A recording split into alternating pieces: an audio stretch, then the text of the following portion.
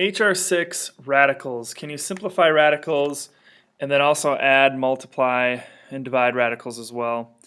This target really in this skill will help you practice doing that simplification of the quadratic formula square roots that you're getting as well.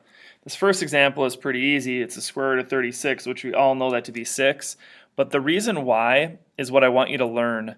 So you can take this easy problem and go, okay, well 36 I know comes from 6 times 6, but those aren't broken down yet to their prime, so you keep going. That would be 2 times 3, and this would be 3 times 2 or 2 times 3. And then what I want you to look for is matches, and if they are a match, they get to escape. What I typically think of this as, if I look at a square root bar, I think of it as being like trapped in jail, and you need a friend to escape. Like one of your friends could push your feet over the fence and you get to escape while they're stuck in there, kind of a deal. So look at these two buddies right here. They're going to allow a 3 to escape, which means a 3 is going to be able to get free. These two buddies right here, a 2 is going to escape. They're going to allow to get free. Well, now you've got 2 times 3 on the outside, and that's the answer of 6. There's nothing left in here. Okay, that's done because we used all these numbers. Okay, let's do a different question then. Square root of 72. 72 starts out as 9 times 8 is 72. Well, 9 is 3 times 3. 8 is 4 times 2. And 4 is 2 times 2.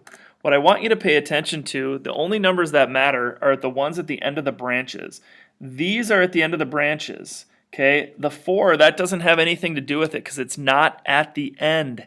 It's not at the end of a branch because we broke that down even more. So please look out for that. Now, let's look for the partners that can escape. These two right here are buddies, this 3 and 3. So that's going to allow a 3 to get to the outside.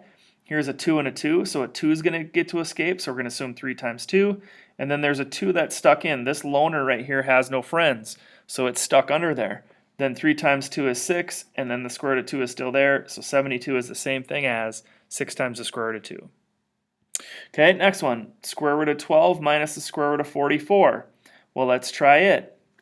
If I do this, this comes from, you know what? This is 27. Square root of 27, sorry. Square root of 12 minus the square root of 27. So what you do then is you know that this is 4 times 3, and 4 is 2 times 2. This is 9 times 3, which this is 3 times 3. Now the only ones that matter, again, are the ones at the end of the branches. So these matter for this one, this matters for this one.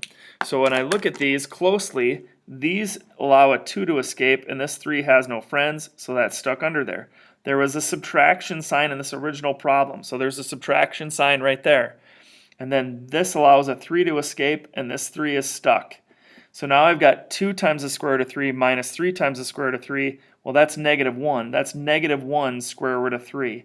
And so there is your final answer, because that's like negative 1 and having negative 1 of those.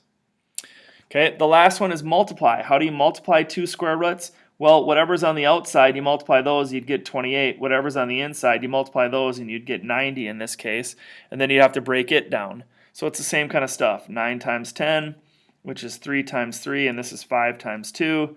And then I still have the 28 out here. Here's a match, so that gets to go out, and that ends up getting you 84. And then these two are loners, so they're stuck under. So it's 84 times the square root of 10.